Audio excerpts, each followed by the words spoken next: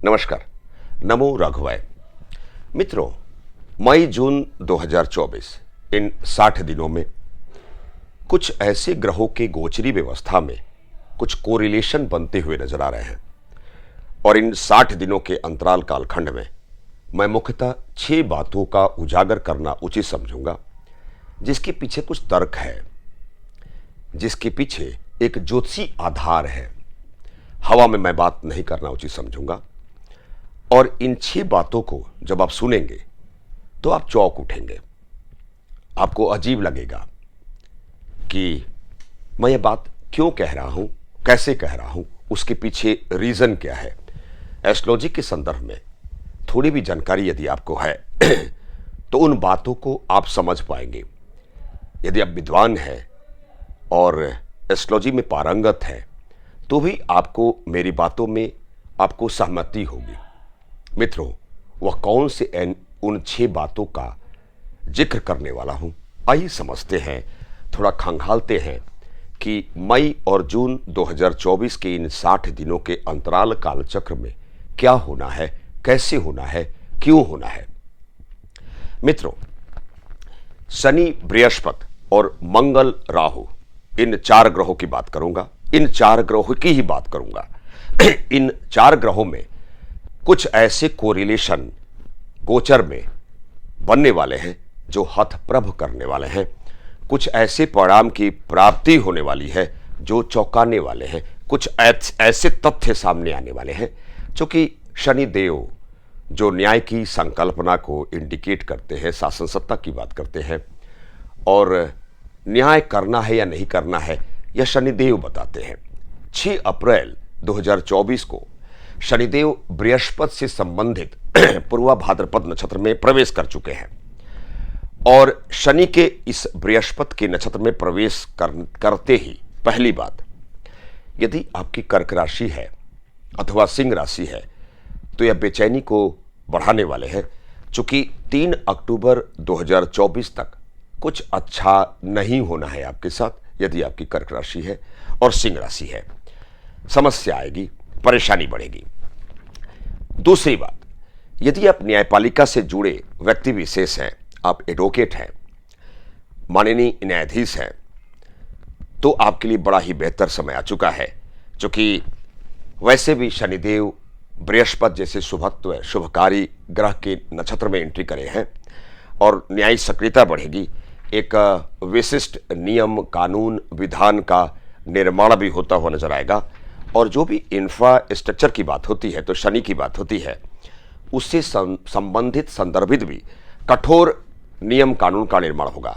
अर्थात न्यायपालिका से जुड़े व्यक्ति विशेष के लिए बड़ा ही शानदार टाइम आया है, क्योंकि शनिदेव कर्मफलदाता भी हैं, न्याय का संचालन करते हैं और शासन सत्ता की भी बात करते हैं।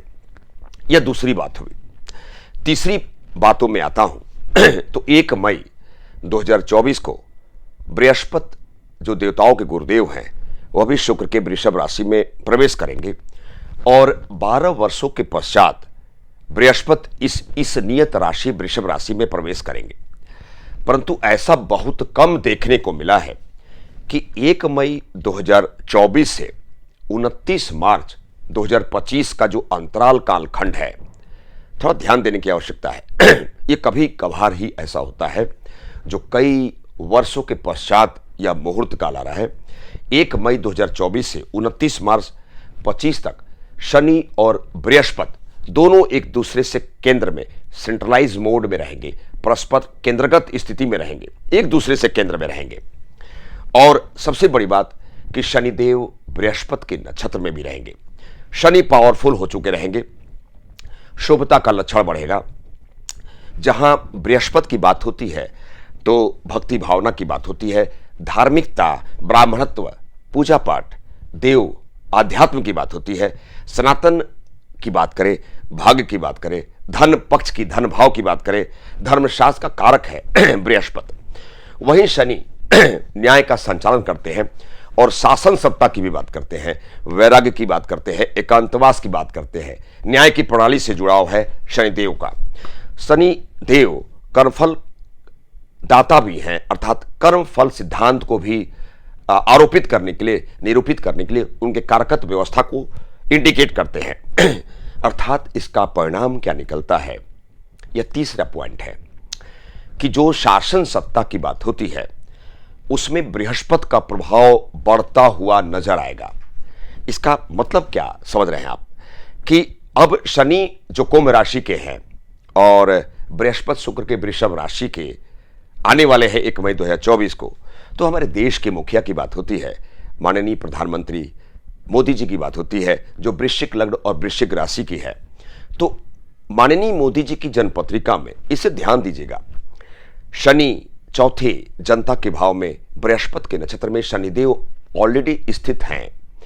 और यदि आप ज्योतिषी हैं तो यह भी ध्यान दीजिएगा कि 7वां केंद्र का हाउस वृषभ राशि, वहां 1 मई 2024 को बृहस्पति प्रवेश कर जाएंगे और शनि और बृहस्पति परस्पर केंद्र में आ जाएंगे। और सबसे बड़ी बात कि शनिदेव की हमारे देश के मुखिया करिश्माई व्यक्ति विशेष माननीय प्रधानमंत्री मोदी जी की लग्न पर शनि की 10वीं दृष्टि और बृहस्पति की 7वीं दृष्टि होगी। अर्थात इसका इंपैक्ट, इसका परिणाम, चौथा परिणाम क्या आएगा कि जनता भाव में शनि का होना और 7वें केंद्र में बृहस्पति का होना और इन दोनों ग्रहों का दृष्टिगत रिलेशन, माननीय मोदी जी के लग्न पर दृष्टिपात का, शनि और बृहस्पति का दृष्टिपात का होना, मोदी जी को करिश्माई तरीके से जनता हथेली पर लेकर आगे बढ़ेगी, सम्मानित करेगी। और इतने जीत की जो संख्या, सीटों की संख्या होगी, भारतीय जनता पार्टी को इतनी सीटों की संख्या जो मिलने वाली है 2024 के इस लोकसभा के चुनाव में, न कभी मिली है और न ही कभी मिलेगी। क्योंकि शनि और बृहस्पति के जो कोरिलेशन है, ऐसे गोचरी व्यवस्था में ऐसे संबंध नहीं बनते हुए प्रतीत होते हैं।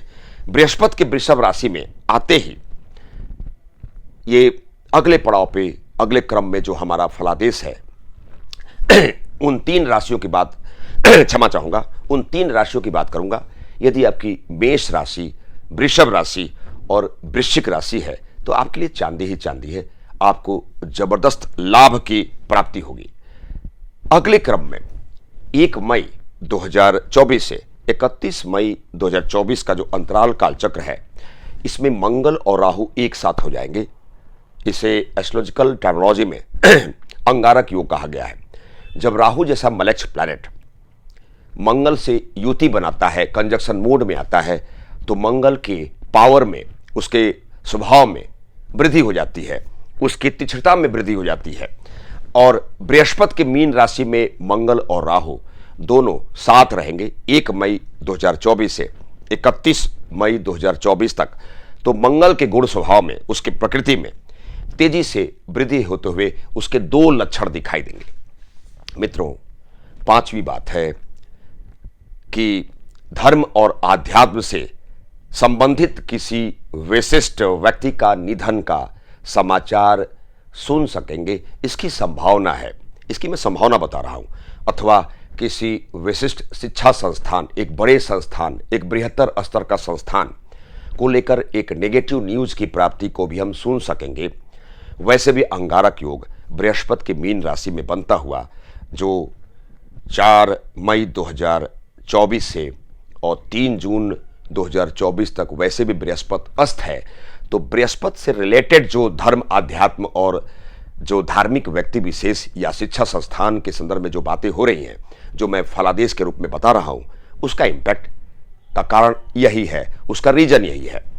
6ठी बात, जो आखिरी बात है, जो महागठबंधन इंडिया अर्थात भारतीय जनता पार्टी के विरुद्ध लोकसभा 2024 के चुनाव में एक शानदार स्ट्रेटजी के तहत जो चुनाव लड़ने वाली है, इंडिया की बात हो रही है, जिसमें इस महागठबंधन का जो रिलेशन बना हुआ है, उसमें ऐसे 5 पार्टी विशेष होगी।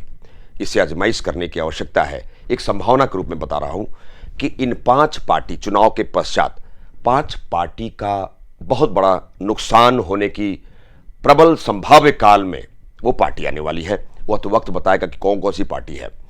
इंडिया महागठबंधन का चुनावी परिणाम ऐसा आएगा जो चौंकाने वाला होगा और उससे एक बहुत बड़ी राजनीतिक सीख मिलेगी। जो पॉलिटिकल वैल्यू है, उस वैल्यू अर्थात मूल्यात्मक अवधारणा के संदर्भ में एक व्यवहारिक स्तर पर हम जो सोचते हैं वैसा नहीं होता हुआ जब प्रतीत होता है तो बहुत बड़ी सीख देता है। और महागठबंधन इंडिया को बहुत बड़ा नुकसान होगा, क्योंकि कई पार्टी का यदि समूह तैयार होता है तो यह मंगल की बात होती है। और जहां राहु राजनीति है, वहां मंगल मित्रों का समुदाय है। और बृहस्पति की मीन राशि में जो अंगारक योग का निर्माण बनता हुआ प्रतीत हो रहा है, 1 मई से 31 मई तक का वो समय चक्र इंडिया महागठबंधन के लिए बेहतर नहीं है। मित्रों, मैंने जो भी व्याख्यान दिया लॉजिकली हमने बताने का प्रयास किया। एक छोटी सी व्याख्यान के तहत मैं ज्योतिष आचार्य प्रवीण चतुर्वेदी। नमस्कार। नमो राघवाय।